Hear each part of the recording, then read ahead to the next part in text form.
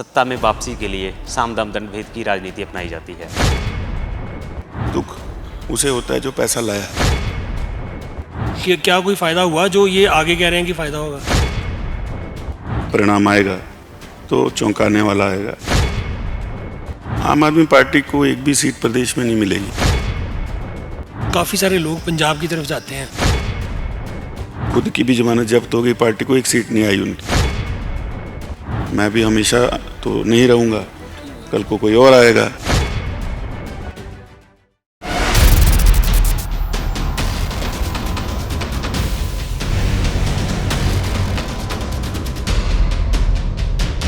हिमाचल प्रदेश में सर्दियों का मौसम शुरू हो चुका है और ऐसे मौसम में चुनावी सरगर्मियां जो हैं उन्होंने माहौल को काफ़ी गर्मा दिया है। विधानसभा धर्मशाला जो कि काफ़ी हॉट सीट मानी जा रही है, सुधीर शर्मा की एक बार फिर से ज़ोरदार वापसी हुई है। साथ ही साथ विशाल नहरिया का टिकट कट गया है और राकेश चौधरी का सीधा सीधा मुकाबला अब सुधीर शर्मा के साथ होने जा रहा है। अब ये मुकाबला कितना खरा उतर पाता है दोनों ही दलों के लिए, ताकत दोनों ने लगा दी है। इस वक्त बातचीत के लिए हमारे साथ सुधीर शर्मा मौजूद हैं। इनसे जानेंगे कि इनका चुनावी प्रचार जो है वो किस तरह का रहता है। सुधीर जी, बहुत बहुत स्वागत आपका एएमआई में। धन्यवाद। मैं आपको बताना चाहूँगा कि एएमआई की टीम लगातार पल पल का अपडेट आपके मोबाइल स्क्रीन और टीवी चैनल पर आप देख रहे हैं। साथ ही साथ इस कार्यक्रम में एएमआई न्यूज़ के डायरेक्टर अनिल खुराना भी हमारे साथ मौजूद हैं और काफ़ी लंबी बात जो है वो सुधीर शर्मा से होने वाली है। सुधीर जी, बड़ा सवाल, सत्ता में वापसी के लिए साम दाम दंड भेद की राजनीति अपनाई जाती है। आपने फिर से छलांग लगाई है धर्मशाला में और नारा भी दे दिया कि सुधीर ही सुधार है। किस तरह देखते हैं इस चुनाव को? देखिए, पिछले जो 5 वर्ष निकले हैं प्रदेश में भारतीय जनता पार्टी के, उनको अगर कंपेयर किया जाए पिछले किसी भी कार्यकाल से, चाहे भारतीय जनता पार्टी की पूर्व में सरकारें रही हों चाहे कांग्रेस की, मैं समझता हूं कि प्रदेश आगे जाने के बजाय पीछे की तरफ गया है। और कई ऐसे मुद्दे हैं जो ज्वलंत मुद्दे हैं जनता के बीच में, और प्रदेश की जनता ने इस वक्त बदलाव का मन बनाया है। मुझे पूर्ण विश्वास है कांग्रेस पार्टी बहुमत से अपनी सरकार बनाएगी। सुधीर जी, कहा जाता है कि धर्मशाला को स्मार्ट बनाने में सबसे बड़ा हाथ आपका था। प्रोजेक्ट आप लाए थे। क्या लगता है कि जो प्रोजेक्ट आप लाए थे वो खरा उतर पाया है? क्योंकि आपकी सरकार चली गई थी, उसके बाद कहीं ना कहीं तो लगता है कि स्मार्ट सिटी पिछड़ती हुई नजर आई है। बिल्कुल, जो खाका हमने खींचा था स्मार्ट सिटी का, जिस प्रकार से कुछ कार्य हुए हैं वो पूरी गुणवत्ता पर नहीं उतरे। पैसा उस समय आ गया था, देरी बहुत हुई है। मेरा ये मानना है कि जो लोग आए प्रशासनिक तौर पर, उनको कहीं ना कहीं पकड़ उनकी कमज़ोर थी, उनको पता नहीं था प्रोजेक्ट के बारे में। और क्योंकि कुछ लोग स्थानीय भी नहीं थे तो उनको कंसर्न ही नहीं रहता। ऐसा लगता है कि पैसा आ गया है, जैसे तैसे इसको निपटा दो, खर्च कर दो। जबकि ये तो फ्यूचरिस्टिक सोच के साथ कि भविष्य को नज़र में रखते हुए पूरे निर्माण कार्य होने थे। लेकिन आज अगर देखें तो वो सिर्फ ऐसे लगता है कि अधिकारियों और ठेकेदारों के लिए हम पैसा लाए थे, लोगों के लिए तो लाए नहीं। तो उस बात का कहीं ना कहीं दुख उसे होता है जो पैसा लाया। जिसको मुफ्त में मिल गया उसको तो वो तो कुछ भी करता रहेगा उससे। सर, ये जो पैसा आया था ये सरकार, केंद्र सरकार का था या स्टेट का था? स्मार्ट सिटी में पार्टनरशिप में प्रोजेक्ट आए हैं, तो इसमें 50% सेंटर से आता है हर स्मार्ट सिटी को, और 50% जो है वो प्रदेश की सरकारों का हिस्सा है। ऐसे कौन से प्रोजेक्ट थे जो आपका सपना था, जो आप करना चाहते थे और नहीं हो पाए? देखिए, स्मार्ट सिटी का मतलब है आपको वो सुविधाएं देना जो कि अंतर्राष्ट्रीय स्तर की हों और फ्यूचरिस्टिक हों, नई हों बिल्कुल, जिनका अनुभव लोगों को मिले। सेफ सिटी हो, सीसीटीवीज़ हों, स्मार्ट स्ट्रीट लाइटिंग हो, और आपका पब्लिक अनाउंसमेंट सिस्टम हो, टॉयलेट्स हों, पार्किंग्स हों, और जो सड़कें हैं, जो स्ट्रीट्स हैं, उनको स्मार्ट करना है। वायरिंग जो है वो उसकी केबलिंग होकर अंडरग्राउंड जानी है। उसके साथ साथ जो है आपको बच्चों के लिए प्लेग्राउंड्स हैं, स्कूल्स हैं, उनको अपग्रेड करना है। हॉस्पिटल को अपग्रेड करना है। जो कोतवाली बाज़ार हमारा है उसका सारा आउटर फसाड चेंज करके ठीक करना था। जो बस अड्डा है उसके लिए पैसा आया पड़ा, तो उसको एक बस टर्मिनस के रूप में तैयार करना था, जिसमें कि सारी टैक्सियाँ, ऑटो वगैरह के लिए भी जगह हो, बस के लिए भी हो, मल्टी लेवल। तो इस तरह की बहुत सारी चीज़ें इसमें थी एक जो है वो कमांड सेंटर बनना था, सिटी सेंटर, उसका भी प्रारूप बदल के छोटा कर दिया। जो चीज़ मान लीजिए 25 रुपए में बननी थी, उसको स्टेट ने अपनी शेयरिंग की पैसों की कमी ना होने के बजाय 5 रुपए का कर दिया। तो न्याय नहीं हुआ प्रोजेक्ट के साथ। सर स्ट्रीट लाइट की बात करते हैं, हम भी 2 दिन से धर्मशाला में हैं। आपकी बात बिल्कुल ठीक है, स्ट्रीट लाइट बिल्कुल भी अप टू द मार्क नहीं है। जैसी स्ट्रीट लाइट्स होनी चाहिए वैसे भी होनी चाहिए, स्मार्ट सिटी की बात तो अलग है, वैसी स्ट्रीट लाइट्स नहीं है। अंडरग्राउंड केबलिंग का शायद काम चल रहा है, बट आपने जैसे बताया कि अगर अब आप आते हैं तो ये सारी चीज़ें, सपोज़ आप एमएलए बन जाते हैं, तो क्या आप समझते हैं कि आप ये जो सारे प्रोजेक्ट्स हैं इनको दोबारा से अब स्ट्रीमलाइन कर पाएंगे? बिल्कुल, बिल्कुल कर पाएंगे। उसके लिए मैंने आपको पहले ही कहा, जो प्रपोज़ल बनी थी हम लोगों ने बनाई, जो उसके ऊपर और उसके अनुसार ही काम होगा।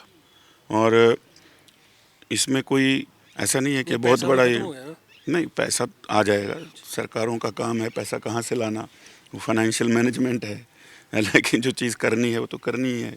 मैंने आपको पहले ही कहा कि भाई स्टेट ने अपना शेयर कम देने की वजह से हाथ पीछे खींच लिया पिछले 5 वर्ष। उसी से सेंटर का पैसा भी नहीं आया। उसी से जो है वो उतना ही उधर से आएगा जितना आप दोगे। तो उस वजह से जो है वो दिक्कत हुई है। सर ये जो डबल इंजन की सरकार बोलते हैं कि हमारा डबल इंजन है, वहाँ भी हमारी सरकार है, तो केंद्र में सरकार होने के साथ यहाँ भी सरकार होगी तो उससे फ़ायदा होगा। तो क्या आपने पिछले 5 साल भी देख लिए कि क्या कोई फ़ायदा हुआ जो ये आगे कह रहे हैं कि फ़ायदा होगा? नहीं, फ़ायदा कोई नहीं है। मुझे लगता है कि जहाँ जहाँ भारतीय जनता पार्टी की प्रदेशों में सरकारें हैं, वहाँ केंद्र का ही इतना बड़ा भार उनके ऊपर है, वो प्रेशर को उसको नहीं ले सकते। आप अगर डबल इंजन कहते हैं, अब मुख्यमंत्री मिलने जाते हैं, प्रधानमंत्री जी को मिलते हैं या ऊपर बड़े लोगों को मिलते हैं, तो आप उन पर जब निर्भरता इतनी है आपकी, चाहे वो पार्टी की हो चाहे सरकार की हो सकता है आप उतनी ऊंची आवाज़ से अपनी मांग ही नहीं रख पाते कि मेरा अधिकार है मुझे दे दो। आपको खतरा ये रहता है कि मैं ज़्यादा बोलूँगा तो मेरी कुर्सी चली जाए। तो आदमी वो काम कर सकता है जो निडर होके, बेबाक होके अपनी बात रखे, उसको अपना पता हो कि मैं धरातल पर मजबूत हूँ, मुझे कोई छेड़ नहीं पाएगा। तब जाके हक की लड़ाई लड़ी जाती है। छोटा पहाड़ी प्रदेश है तो इसके लिए अपने साधन भी कम है, संसाधन कम है, आपको निर्भरता तो रहती है। फेडरल स्ट्रक्चर है स्टेट और सेंटर के रिलेशंस में, तो आपको उसको तो रखना ही है। अब नहीं रखेंगे तो ये हाल होगा। सर जैसे कि आपने पिछला इलेक्शन लड़ा और आप जीते, अब जिनकी बीजेपी वालों की टिकट काट के उन्होंने कैंडिडेट चेंज किया, क्या वो इस चीज़ को कैश तो नहीं करना चाह रहे कि एंटी इनकम्बेंसी फैक्टर जो काम करेगा, हम नया कैंडिडेट ले आए तो शायद एंटी इनकम्बेंसी ना हो, और वो जो कैंडिडेट लाए हैं वो कह रहे हैं कि हमें जो चौधरी वोट है वो हमें मिलेगा, वो उसके साथ मिलने से काफ़ी हद तक यहाँ चौधरी वोट है वो उसको कैश करेंगे। तो क्या ये चौधरी फैक्टर मतलब आपको फ़र्क डालेगा कोई? देखिए, ये कोई फैक्टर नहीं चलता। लोगों को पता है कि इन्हीं की सरकार रही है। अब आप नया उम्मीदवार भी ले आओगे तो जब माहौल ही ऐसा है कि कांग्रेस की सरकार बननी है तो कोई क्यों वोट करेगा। और सबसे जागरूक मतदाता अगर आप देखेंगे पूरे देश में, वो हिमाचल का है। एक आप आम आदमी से भी बात करेंगे और राजनीति पूरी जानता है। तो ये जाति का फैक्टर कोई चलता नहीं है। लोगों को के काम होने चाहिए। और इसमें एक बात और ये है कि जो कैंडिडेट भी लाए हैं तो वो तो हमसे ही गए हुए हैं। कई दलों में जा जा कर यहाँ इनके पास पहुँचे हैं, तो उसका खास प्रभाव कोई पड़ता नहीं। एक बात मैंने जो लोगों से सुनी है, जो धर्मशाला के जो डेमोग्राफी है उसके हिसाब से कहते हैं कि जो कोतवाली बाज़ार है वहाँ तो राकेश शर्मा की पैठ है, और जो नीचे वाला एरिया है ये दाढ़ी वगैरह और ये स्को वगैरह, इसमें चौधरी वोट ज़्यादा है तो वहाँ उनका दबदबा है। और जो बीच का एरिया है कचहरी वगैरह, ये जो है डिसाइडिंग फैक्टर होगा, और ये जिसकी तरफ जाएगा वो जीतेगा। तो क्या इस बात में आप कुछ समझते हैं कि सच्चाई है? नहीं, ऐसा कुछ नहीं है। आप देखेंगे जब परिणाम आएगा तो चौंकाने वाला आएगा। चुनाव एक तरफा होगा। हम भी लोगों के बीच में ही रोज़ रह रहे हैं तो उनसे ही रुझान आ जाता है, खुद ही बता देते हैं लोग। और क्योंकि यहाँ कर्मचारी ज़्यादा है, तो और लोगों छोटे छोटे बिजनेस में लोग ज़्यादा हैं, तो कई बार लोग खुलकर भी नहीं चल पाते हैं। ओपीएस फैक्टर भी काम करेगा। और जो ये पिछले 5 वर्ष निकले हैं उसमें लोगों ने देख ली कार्यप्रणाली, उसका भी प्रभाव पड़ेगा।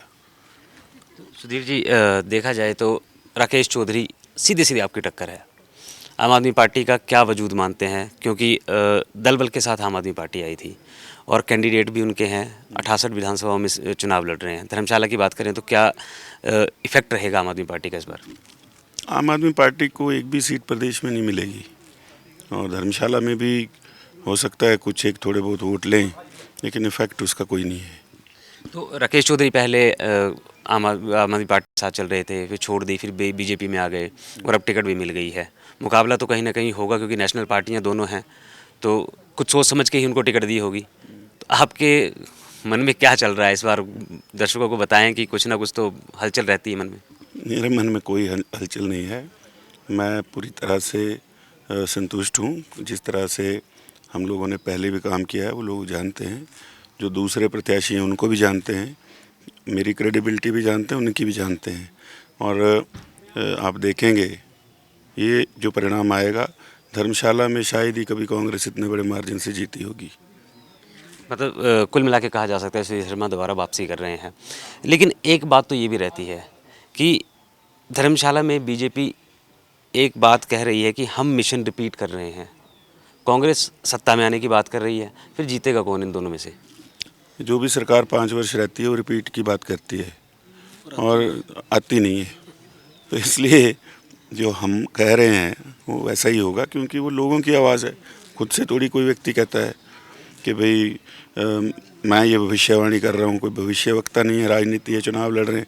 तो लोगों से जो रुझान आते हैं उसी के ऊपर व्यक्ति बात करता है। सर, देश जोड़ो यात्रा और या जो आपने रोजगार की ये यात्रा निकाली है और जो आपका प्रेसिडेंट, इंडिया का प्रेसिडेंट चेंज हुआ है, क्या ये सारे फैक्टर्स कोई कांग्रेस को स्ट्रॉन्ग करने में काम आएंगे? बिल्कुल आएंगे। भारत जोड़ो यात्रा चल रही है राहुल गांधी जी की अगुवाई में, तो एक प्रयास है उनका कि पूरे देश में कन्याकुमारी से लेकर के कश्मीर तक जाएंगे, लोगों से मिलते मिलते। एक सोच है उनकी कि भाई हर क्षेत्र के लोगों से मिल कर के उनकी भावना को समझें, उसको पर्सनली फील करें। दूसरा, अभी नए अध्यक्ष हमारे बने हैं मल्लिकार्जुन खड़गे। बहुत समय से लोग कहते थे कि भाई परिवार से बाहर नहीं बनते, ये नहीं बनते। तो पूरा वोटिंग हुई है, शशि थरूर जी भी खड़े थे, खड़गे साहब बने हैं। वो बड़ा लंबा उनका पॉलिटिकल करियर है, अनुभव है। कोई ऐसा नहीं है कि किसी भी हल्के आदमी को बना दिया, तो उनका अनुभव भी काम आएगा। रोज़गार जो यात्रा यहाँ पर निकली पूरे प्रदेश में, उसमें युवाओं को एनरोल किया है। 680 करोड़ रुपए का एक कॉर्पस सरकार आने पर बनाया जाएगा उनके लिए। 0% इंटरेस्ट पे लोन उनको देंगे, कोई काम करना चाहते हैं तो। उसके अलावा जो सरकारी पद हैं या प्राइवेट सेक्टर में स्टेट के अंदर पद हैं, उनको भरने की प्रक्रिया जो है उसको सरकार के आते ही लगभग शुरू के 5-6 महीने में कर दिया जाएगा, ताकि उन लोगों को रोज़गार मिल जाए समय रहते। कैटर्ड है, मतलब अब यहाँ से धर्मशाला हॉस्पिटल जाना हो तो काफ़ी समय लगता है। अगर किसी के पास गाड़ी नहीं है तो उसको काफ़ी समय लगेगा। जैसे इसने किया है, आम आदमी पार्टी ने मोहल्ला क्लिनिक्स खोले हैं, कोई ऐसा आपका प्रपोजल नहीं है कि आप हर पंचायत में या हर जगह पर छोटे छोटे ऐसे सेंटर्स खोले जाएं जहाँ टेस्ट फ्री हों लोगों के, तो लोगों का काफ़ी सारा काम वहीं हो जाए, जो बीमारियाँ आप बता रहे हैं वहीं का वहीं सॉल्व हो जाए? हिमाचल एक ऐसा प्रदेश है जिसमें हर पंचायत के अंदर हेल्थ सब सेंटर और वेटनरी डिस्पेंसरी पहले से है, और 2-2, 3-3 पंचायतों के ऊपर प्राइमरी हेल्थ सेंटर भी है। तो उसका लेवल भी ठीक है, अच्छे लोग हैं। लेकिन यह है कि अब आप वहाँ पर अगर जाते हैं तो वहाँ एडमिशन नहीं हो सकती। पीएचसी के अंदर 4 बेड रहते हैं और ऑपरेशन नहीं हो सकता, क्योंकि आपको वहाँ एनेस्थीसिया वाला चाहिए, सर्जन चाहिए, 5 साल लोगों की टीम चाहिए। बेसिक्स हैं, उनको अपग्रेड करके, जैसा मैंने आपसे कहा कि डॉक्टर ऑन कॉल अगर होगा तो ज़रूरी नहीं है वो उस डिस्पेंसरी तक भी जाएगा।